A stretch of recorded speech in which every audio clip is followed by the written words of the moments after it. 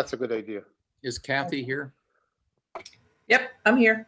Kathy, could you go ahead and do your piece, Right. and then we'll come back to John and David. Sure.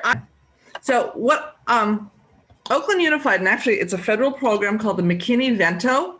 It's a federal act which says that every child is can have education irrespective of their housing situation and where they live, that kind of thing. So in particular, pre-COVID, it was, say you lived in Oakland, you lost your apartment in Oakland, you went to go live with grandma in San Leandro. It said that you can continue going to your Oakland school, even though your address is now changed. So so I've met a woman named Trish Anderson, who is the program director, I guess, for Oakland Unified School District. She's full-time. She is a part-time housing director, housing assistant, and that's it to deal with the over 300 families that are homeless or qualified as homeless. The definition of homeless, according to federal government, is anyone that's living in an unsafe condition or it's not a permanent housing. So you're couch surfing, you're homeless. You're living in a tent, you're homeless. Living in your car, you're homeless.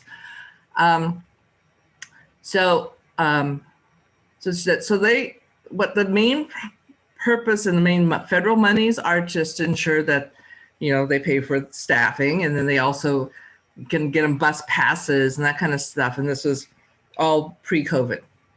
So once COVID hit, it hit in a variety of manners. People were cautious about couch surfing. But what we discovered, so what happened was last summer, I was offered the opportunity to apply for a grant. And so I received a $20,000 grant from Provident Credit Union. And Trish and I decided to use this money to do respite housing. We would love to have, been able to put people in temporary housing. It's a hotel until we could house them, but we just knew the $20,000 was going to stretch that long. So she would choose these families because she knows them fairly well, which families would be allowed to be in a hotel. And we've, had maybe 10 that go through the program right now, we had one woman who just needed 1 week because she had a shelter place arranged, but she had 1 week gap between staying at her cousin's house and this thing. So we put her, then the longest one is we are actually still working with a woman who has 3 children, she can't stay in the shelter because her oldest son is too old. He's 14, I think, 13. Trying to hang on to a UPS job, but she has no place to put the kids. And then she has another one's a 10-year-old and a 4-year-old who has actually childcare through CalWorks. So we have this myriad of situations and things we're trying to help.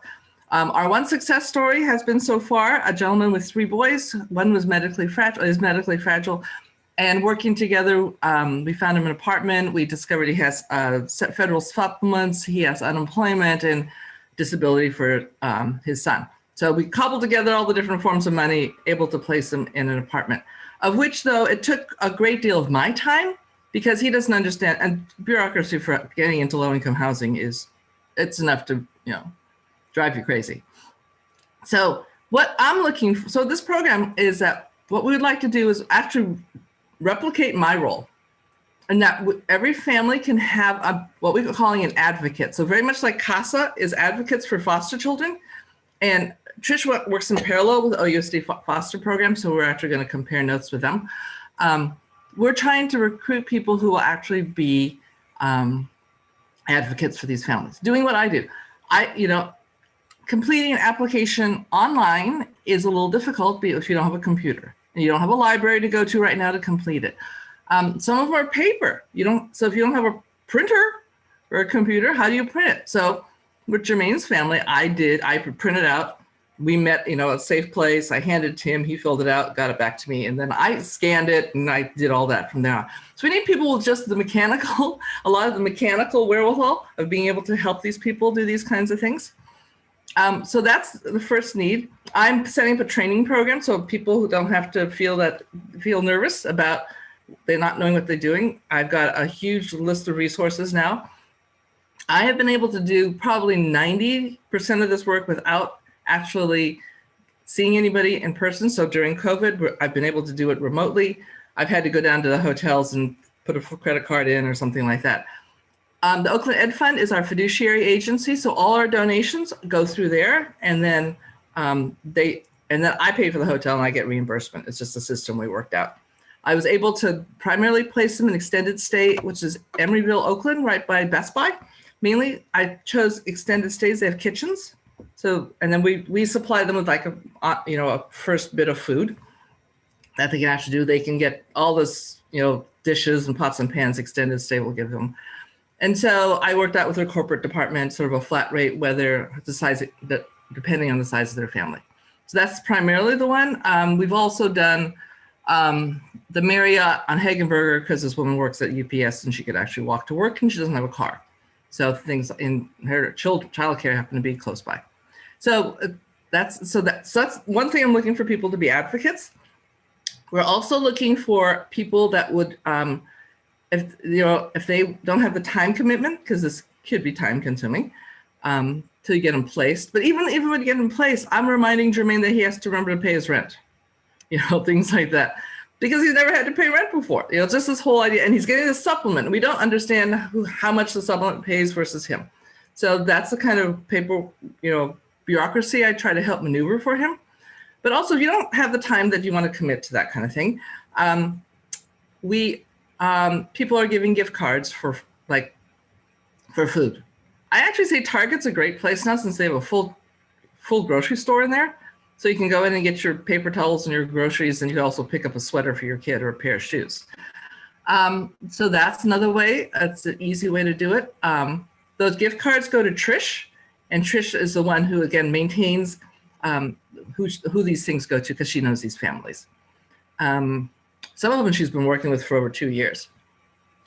Another thing that people could do is, when we do get them placed, we put out say we have an empty apartment. They have nothing. So Jermaine's apartment was furnished by this woman who was selling her mother's house, and he got all this furniture slightly dated in our style. They just loved it. And I have this great picture, but someday I'll be able to share it with his kids, just like all piled into this big overstuffed chair.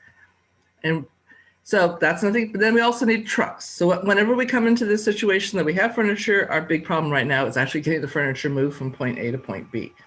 So, and then my biggest ask is that if anyone knows of people who have access to apartments. So running into bureaucracy. So it's impossible to get Section 8 or anything. So we're dealing with a moderate income, what they call affordable housing, versus low income. So as soon as a Section 8 list opens up, we'll get them on there, but it could be 5 years before they can even, think of getting onto that list. And I will send you a link to this great podcast that Trish was on, and it's called, it's a 99% something other, but it talks about the 211 system. It talks about homelessness within families, and it's a 4-parter, and it's excellent. So I'll forward that to the group later. So anyway, so if anyone has access to housing, so a Balsay is where I placed his first family. So they are charging Jermaine $1,500 for a 2-bedroom apartment, which is about 500 square feet. But if you go on a Balsay's, and they're a big, affordable, low-income housing supplier. If you go on they're charging around $1,300 and $1,400 for a 1-bedroom, $1,500 to $1,600 for a 2-bedroom. It's not totally inexpensive, but as we're cobbling together all these different forms of not income, but it's different forms of monies that sometimes, and they have a minimum threshold of how much that we're able to. Going that route versus a private place is because we don't have to. The only thing that truly disqualifies you for a Balsay is if you have past due rent to a former landlord and a past due utility. Now, so we had one guy who said that he wants some help until we found out his past due rent was $8,000. And we said, no, we can't help you on that one. But if someone comes to us and they had their last PG&E bill before they lost their home, and it's like $80, we could help them out with that kind of thing. Again, these are people that Trish has already screened. So that's why I would hope that anyone who would consider this, So like Trish has already pre-screened them. We've done a very good background check to find out what the different sources of money is to be able to pay the rent.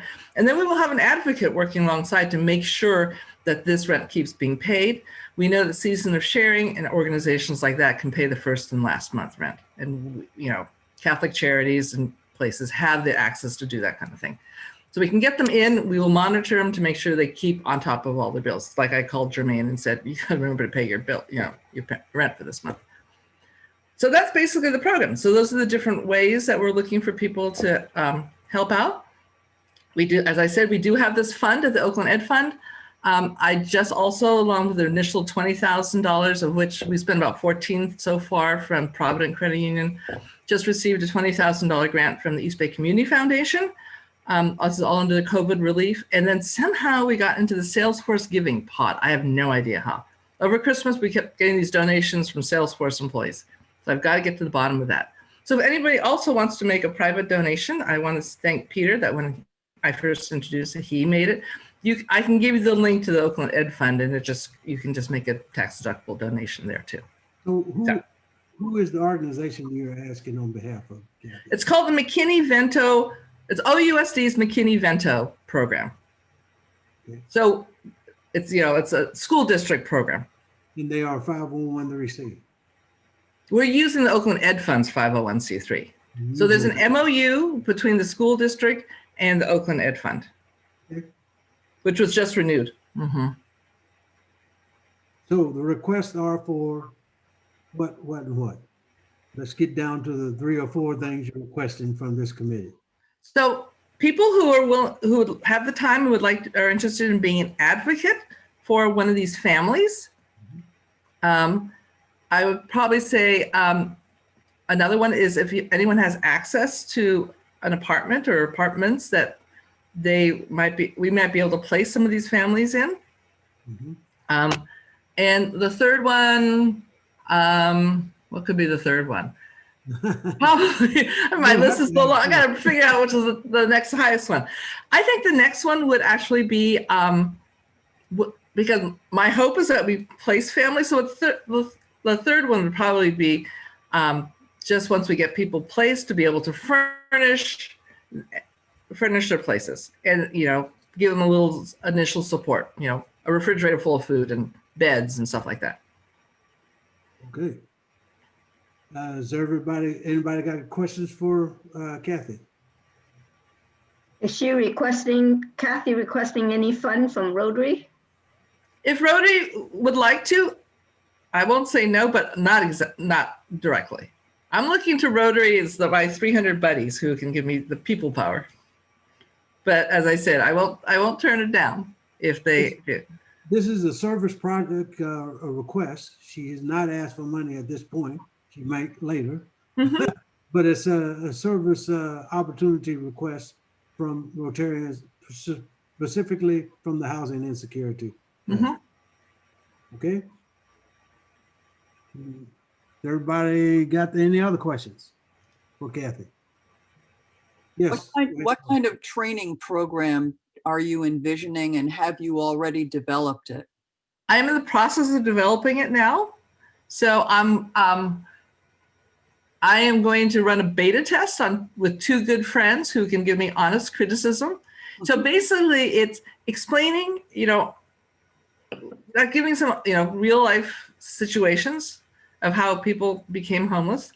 And then some barriers to why they're not obtaining housing. The bureaucracy of low-income housing is one of them.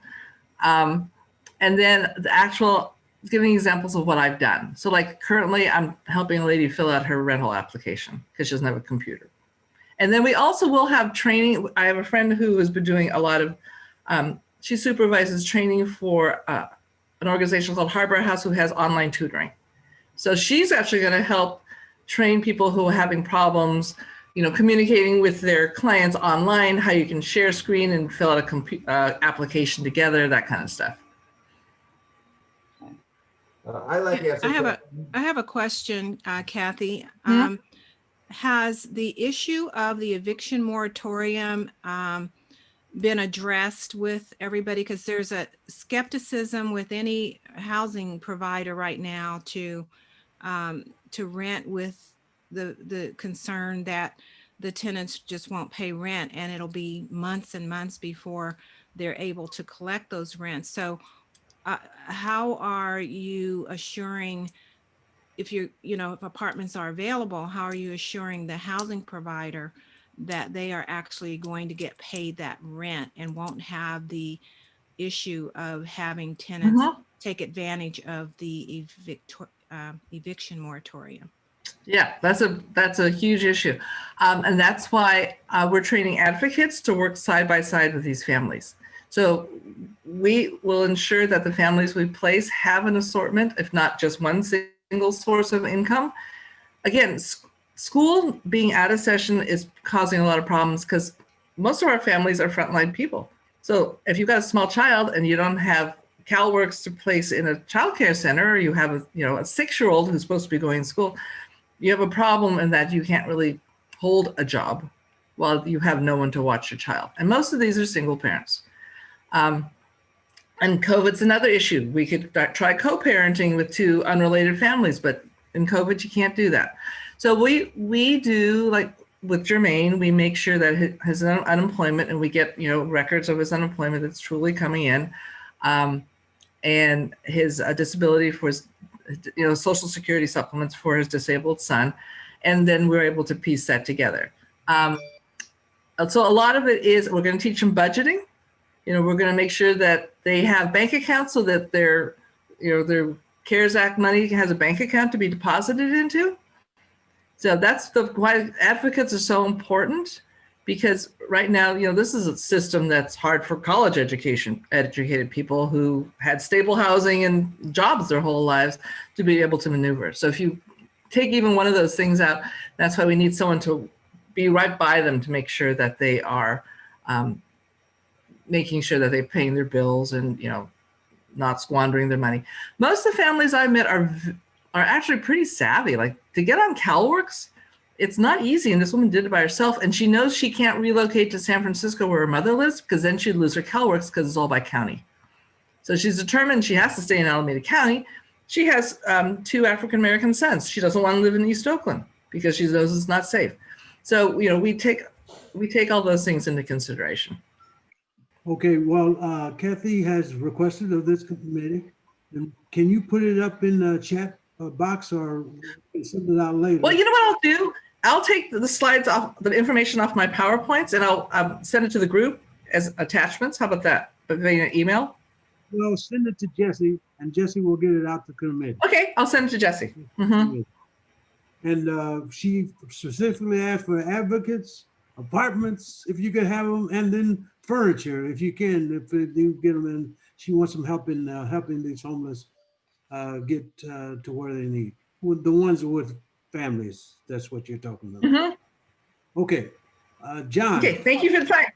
Thank you. Hi. Thank you. We got here, David and Gary are on board too. Gary? Yep.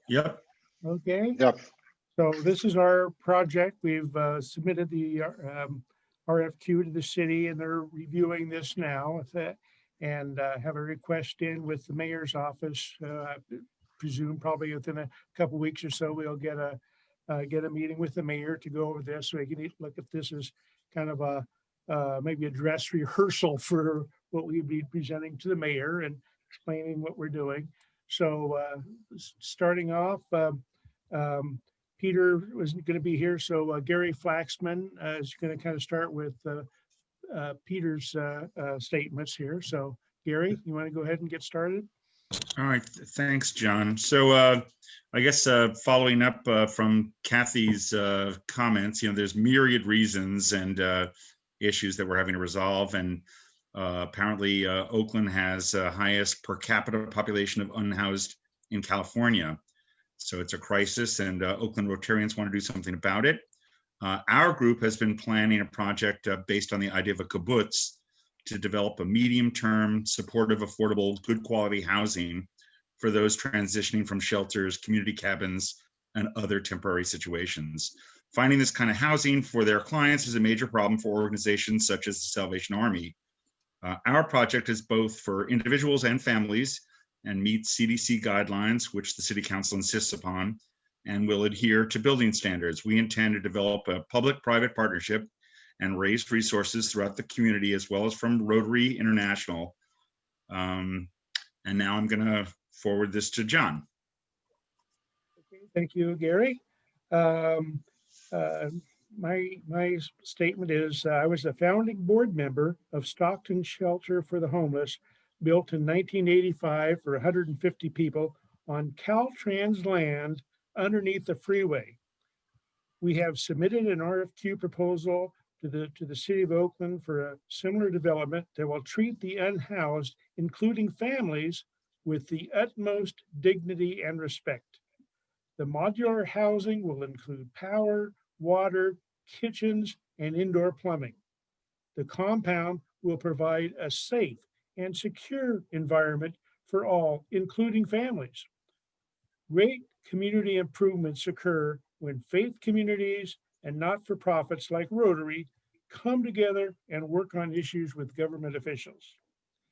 I'd like now to introduce Oakland Rotarian David Nave. Dr. David Nave led the development of the $700 million Bayer Biotechnology Center in Berkeley. During these 15 years, he supported a biotech education program for African-American women in Berkeley. He is joining us from his apartment in Tel Aviv. Okay, David? Thank you very much, and good afternoon to all the HOG members. The Oakland Community Neighborhood, or as we call it, OCN, is not merely a trailer park, and what you see in this slide is the trailer park. On April 7th, 2020, John, Lou, and myself went to see the Gavin Newsom trailer park. And what is it? It's a parking lot on tarmac, very large in this case, and very nice trailers hooked up to utilities. Next slide. This is just a close-up. So there's a wire fence, and you can see the close-up of how they're hooked up. So our model is based on a kibbutz where I myself, was raised. And next slide, you will see an aerial of the kibbutz I grew up. This was founded in 1921. Look at the circular arrangement where there's a focal point. On the right is just a Google map I found of another community built in Israel, must be a few years ago. Again, it's not a suburb. Houses are not along the streets. They're arranged with the focal point. Very different than what we saw in that trailer park. Next slide. After 100 years, by the way, these kibbutz are still very highly successful. If a middle-class family wants to get into one, they will have to wait for 3-4 years waiting list. This is a completely communist arrangement where everybody gets pocket money and people just love it. High quality of life. There can be a CEO of a multi-billion-dollar company in the day. At night, he goes back to his house like everybody else. The community with solidarity is a key to sustainability. Now, of course, we are adapting the social model that would fit Oakland, which is much more capitalistic. Okay, so the plan that I'm going to show in the next few slides was done by a Rotarian who is a very well-known architect, Ed McFarland, and I'm going to show his slides. Now, what does this village compose of? As Gary said, our model is, or the project is, to help the families among the shelterless. Would not be 100% families, children, singles, couples. And what you see here is the inventory in this example. We have 3-bedroom, 2-bath apartments, one bedroom, 1 bath. And importantly, we have joint facilities, laundry, social space, playground, etc. We want the people in the neighborhood, community, not camp, not trailer park, to be independent. Next slide, please. So to build a community, you really need to integrate 2 things: physical aspects and social aspects. And this is a plan that Ed put for a specific site That's west of the Fruitvale BART. Fruitvale BART. It's very late here in Israel. And what you see again is that the FEMA trailers are pointing towards a focal point. In this case, it cannot be round because of the constraints of the lot. And in March, pre-corona, John, myself, and then Lou started the project in January of 2020. And until March, we still had physical meetings. One of the meetings was in Barbara Lee's office, and she promised, although who knows, this has been sitting on the shelf for a year now, that she'll provide FEMA trailers for us if we get the land. Next slide. The other thing about the physical aspects of the community, that the trailers, or in this case, prefab houses, all point to a focal point, is the path. As an example, the paths are not designed to get from point A to point B. They're designed so people would bump into each other, stroll, and communicate. Next slide. What you see here are the red A, there's a playground, because we believe children are the glue of the community. And in this case, a focal point will be a common area which will have a playground, places for town hall meetings, etc., etc. Now, what you see on the left are redwood boxes with private gardens. Because of irrigation constraints, you can't have irrigation everywhere, they're clustered.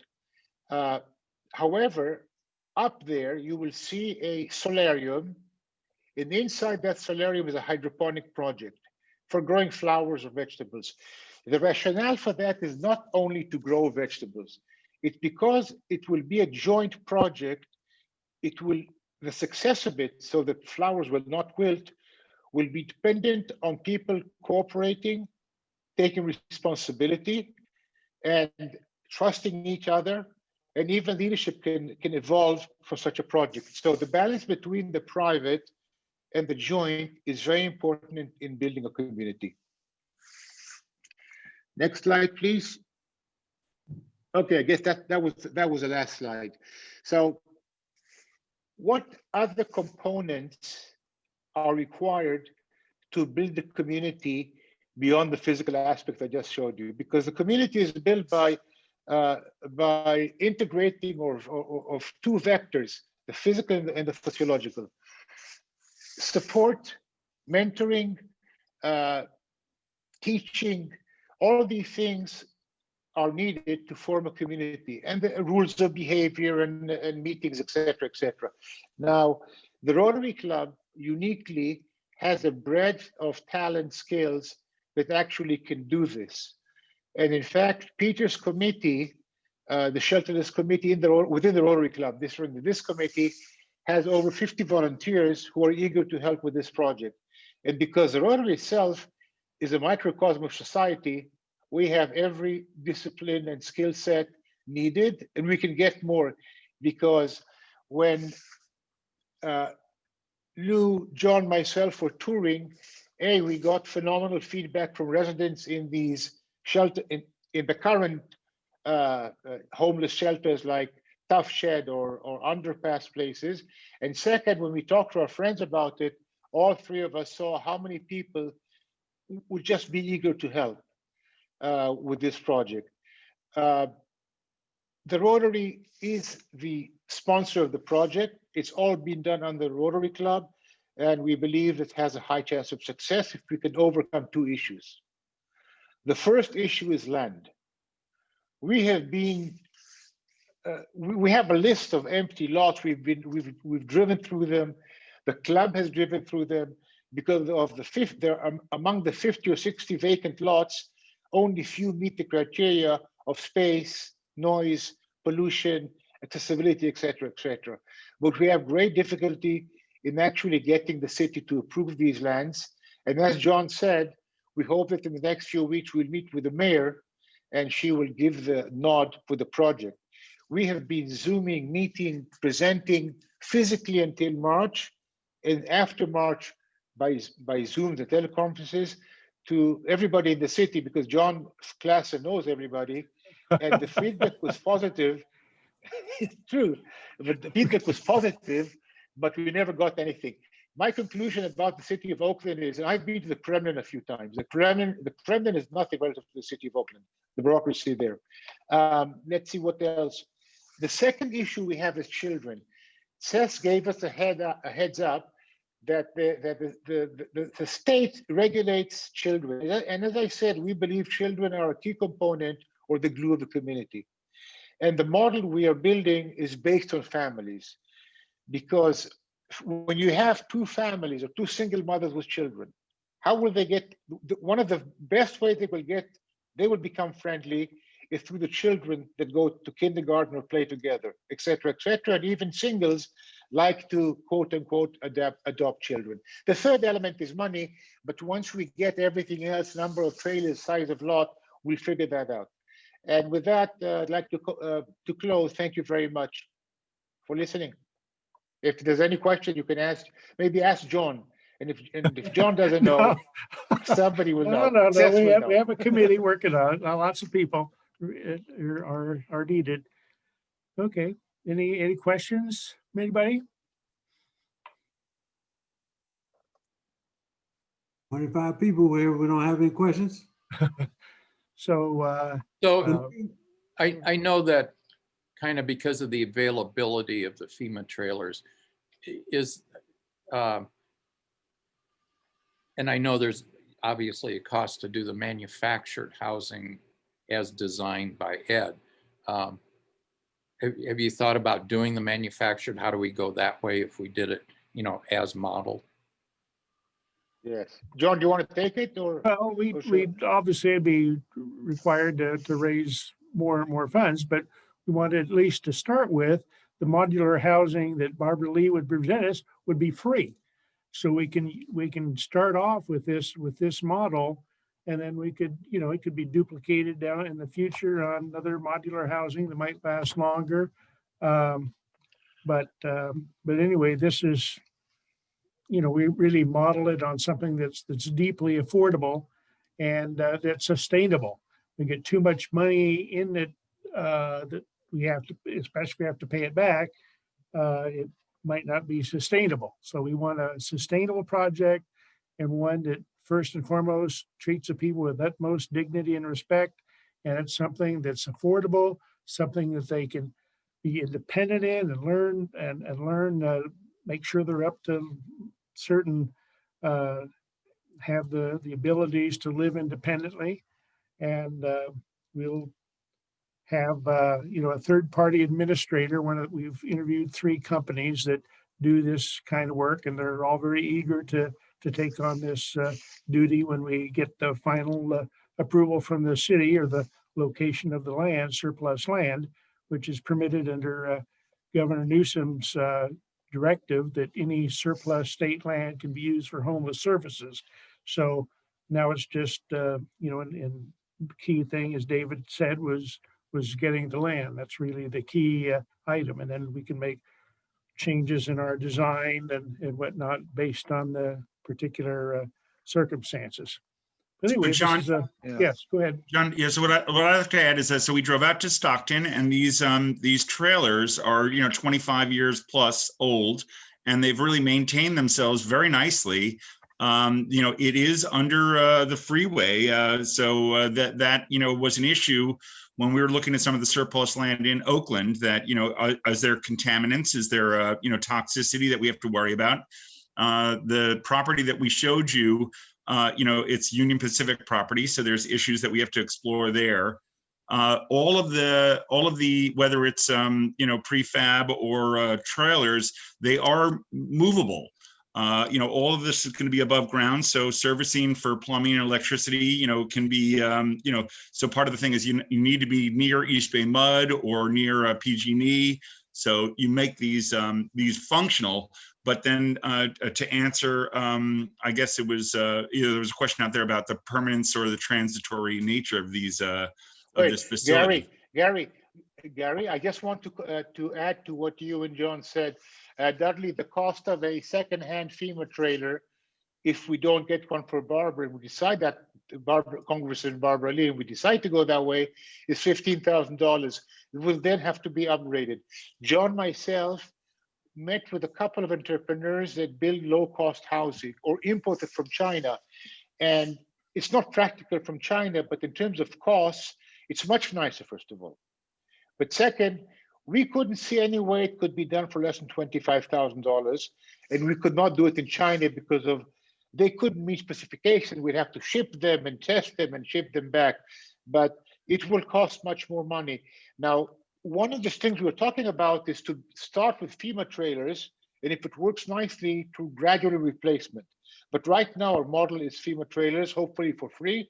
And if not, we'll buy them because they're the sturdiest, low-cost option we have. Sorry, Gary, you can continue now. Just No, that works. To fill That this works. in.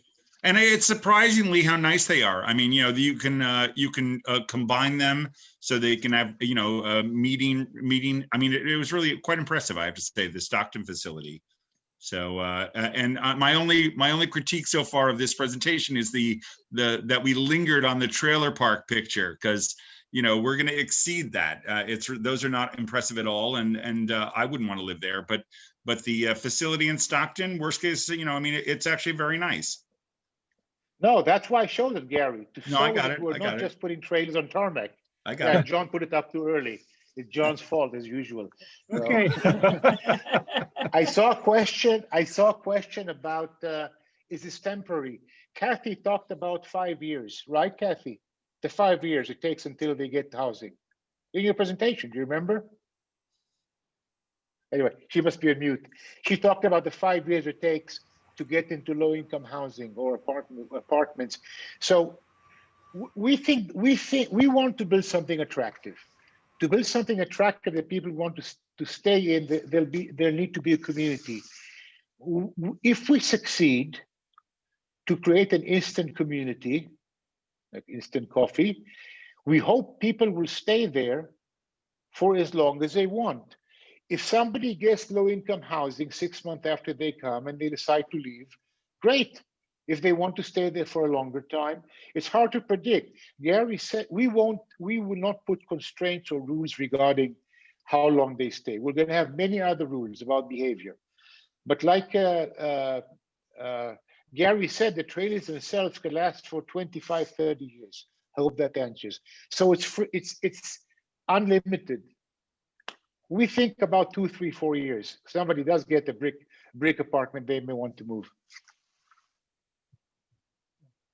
All right. Now, another question was, how many trailers will be provided by FEMA again? We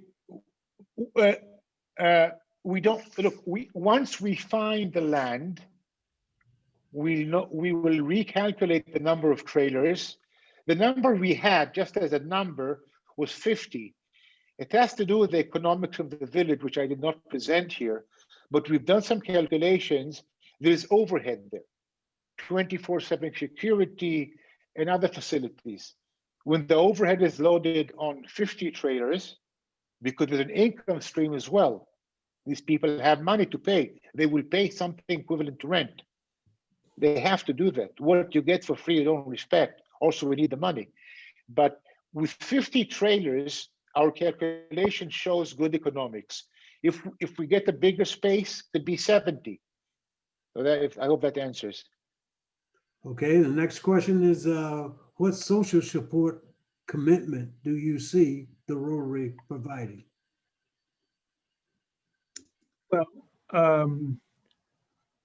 as part of the capital expense and ongoing support, we programmed in an on-site manager who could take care of stuff.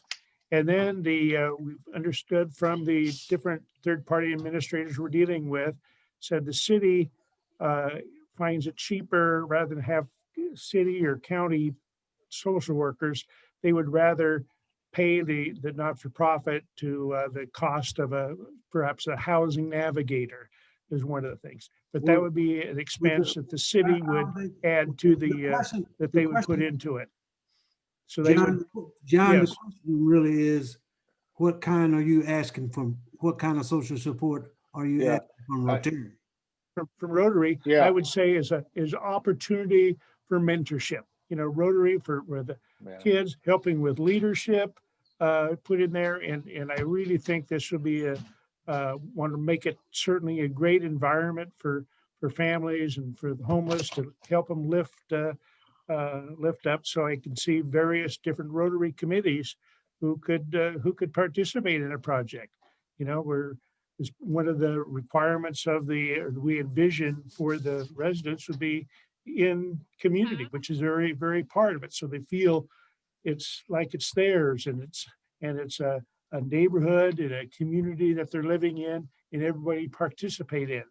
So we see we see opportunities where Rotarians would like to volunteer their services.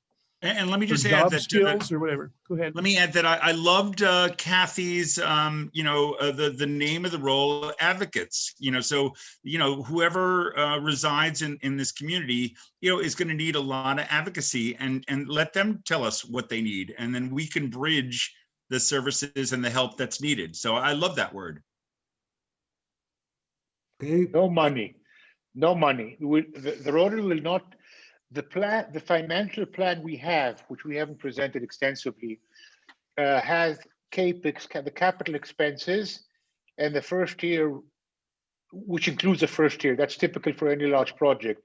And that's it. There will not be any financial commitment from the Rotary beyond the capital, which includes the first year operation. From there, only mentorship, retired social workers, teachers, help with homework, etc., like John described. Peter was really an expert in the Rotary International grants, and that was going to be part of the original startup and building out the project would be this Rotary International grants. So that would be one. Plus local philanthropy raise. Once we've got a plan, once we have the site, then we can go to the next step and get a more realistic budget. you keep saying, once we get the plan, once we get the site, we can do, who's the we? The Rotary Committee Okay. for this project, Then proposed project. Then the Rotary is responsible for it. Yes. We would, sure, but we would have a third-party administrative company that would be taking on the day-to-day responsibilities. Seth, the plan is as follows. Once we get the land, we'll calculate how many trailers. We have some budget models from other camps. We'll calculate a budget.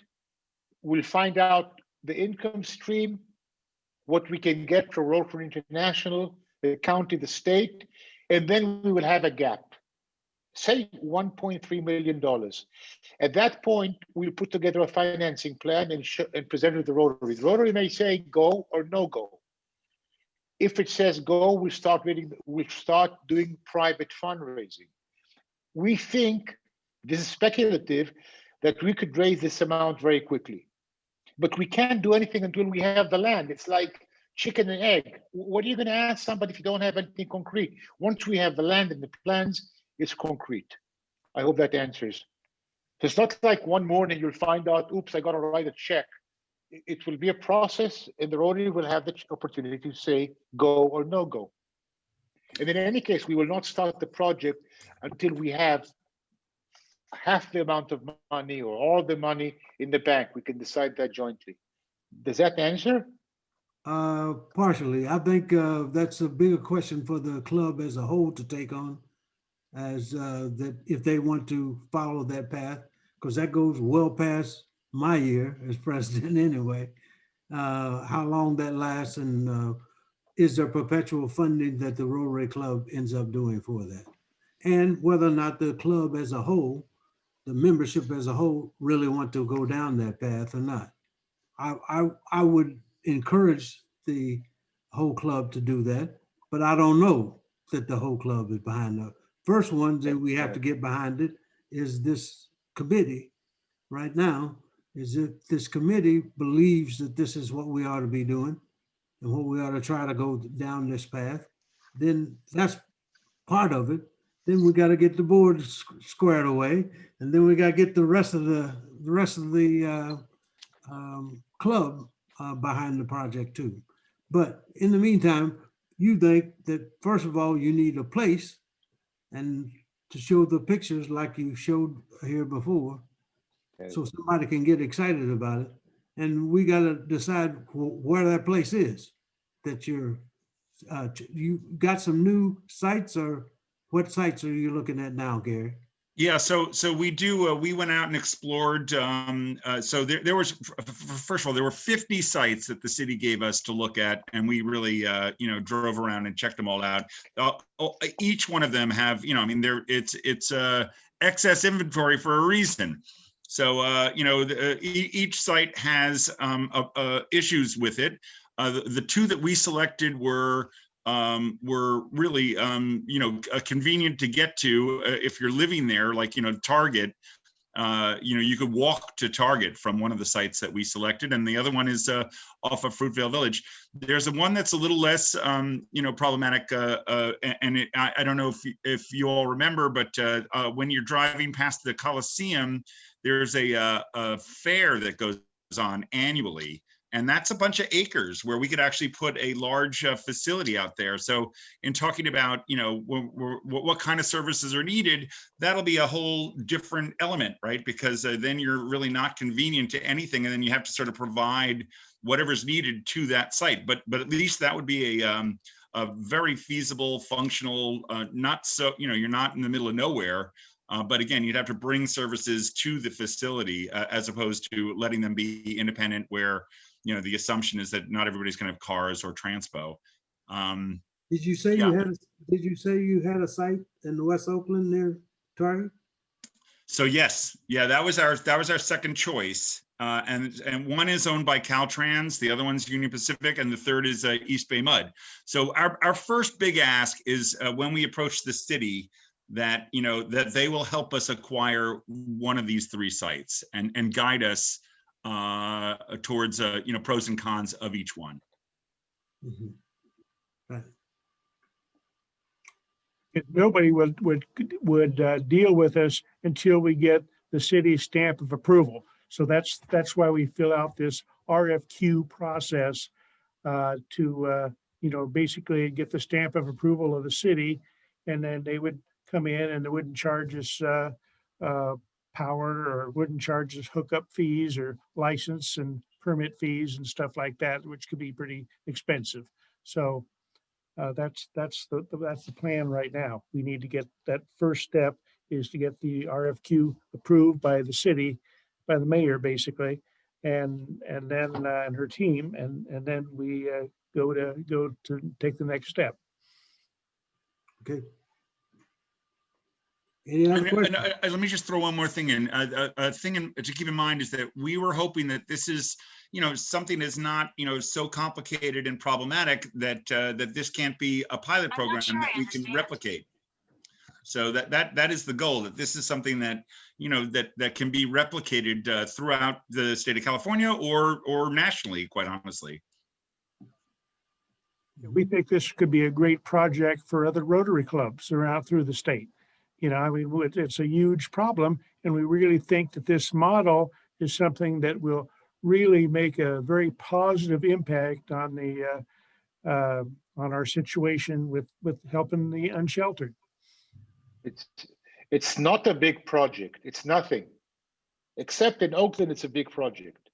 I've seen this done 100 times with a place that's 1,000 times poorer than Oakland, in Africa, in Israel, in many places, in different derivatives. Only here, it's become like building the Tower of Babel. It's not such a big project. You saw the governor did that in a bad way near the Colosseum, and we'll have plus minus the same cost, except more land development, because we don't want just to put it on tarmac.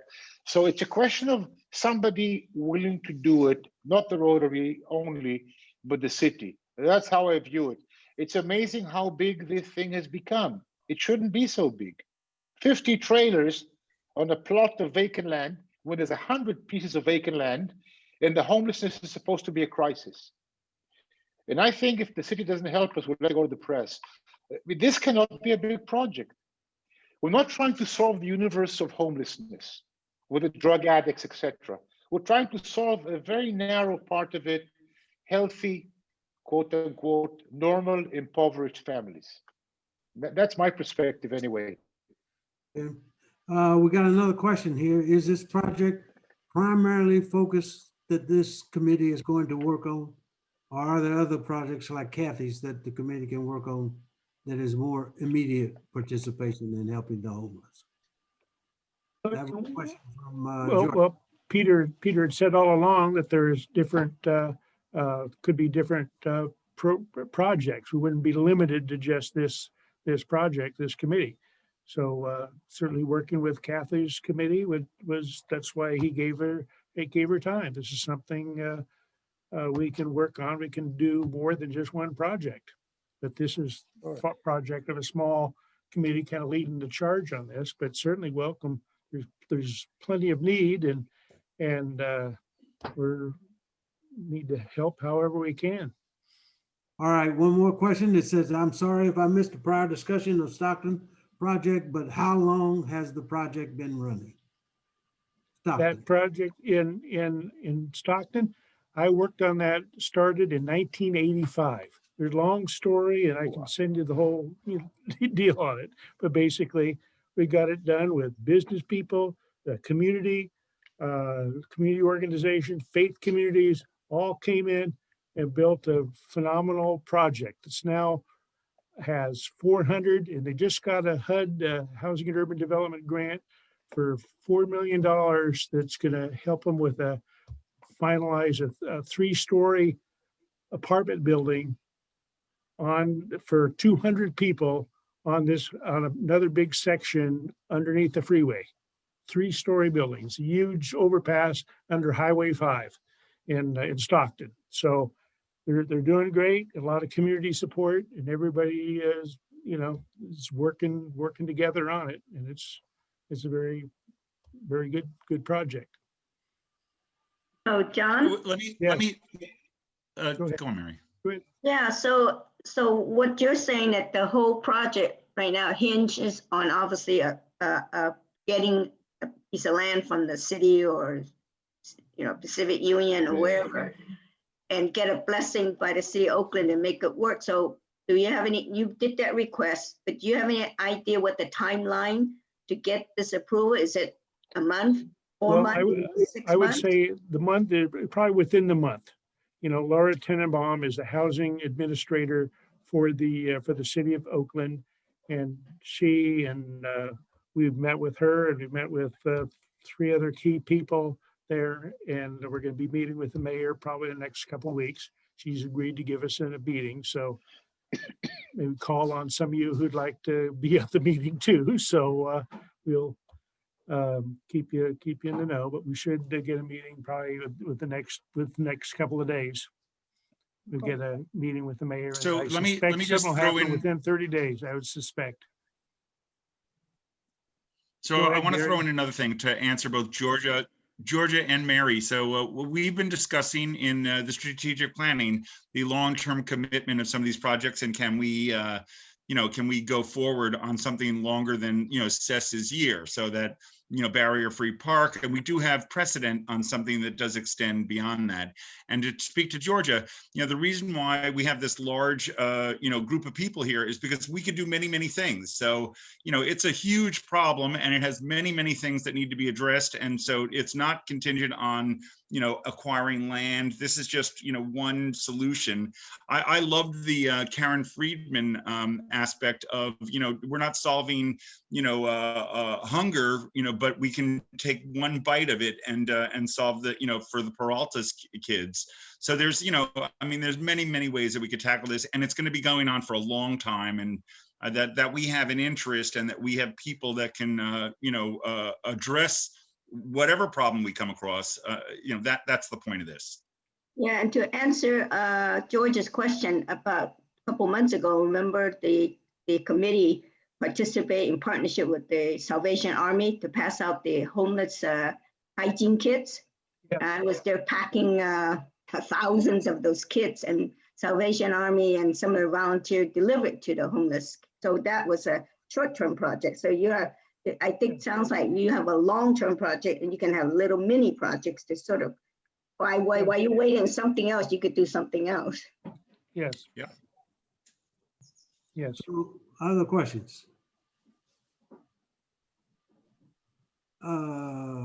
Was the location of the possible West Oakland site identified?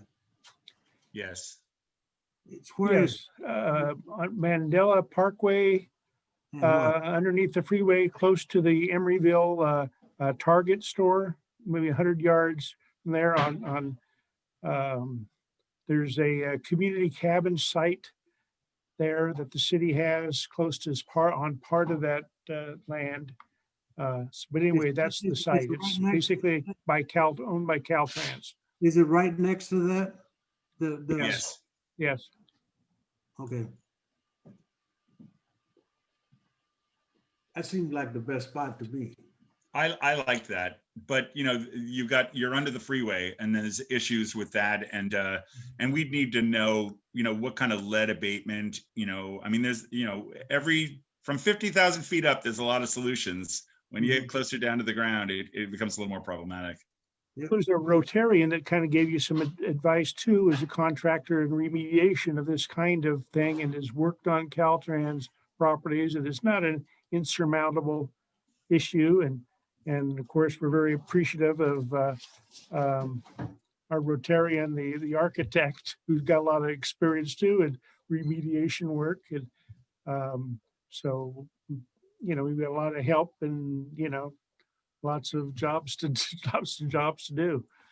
All right, Dudley, I don't know what Peter told you about the time frame for this meeting is, but I want to be respectful of Yeah, people's. I think it was Yeah. intended to be an hour, and, Yeah. you know, we got started late, so we're at about an hour 10. So Yeah, unless yeah. people have more to talk about, I think we should probably call to a close. Yeah. All right, if any more questions that you have about this project or any help that you want to give Kathy's project, please let us know, me or Peter, either one. You can shoot us an email, Jesse, whereas Jesse's still on here, because Jesse's the one that makes everything happen. So just shoot us an email and let us know. But the important thing is that you know which direction that we're going with this, or trying to go with it, and then getting evidence of this new help from that Kathy has requested of us. Yeah, Jesse, I'll send you everything in written so you can send it up to the committee. That's right. That's what we're going to do. Afterwards, will be a recap of the meeting. Yeah. We'll do that. As Thank well you. as your 3 requests too, David, which are primarily, you got to get the land, the services, and money. How you figure all of that out, David, is what ends up happening, is to how successful we'll be at. But thanks everybody for coming to this meeting. Happy MLK Day. Go out and provide a service for somebody else is the best way to serve MLK Day, is by serving someone else. Service above self is the most important thing we say from Rotary, and it's the most important thing for this community. Thank you so much for coming. Thank you. Thank you.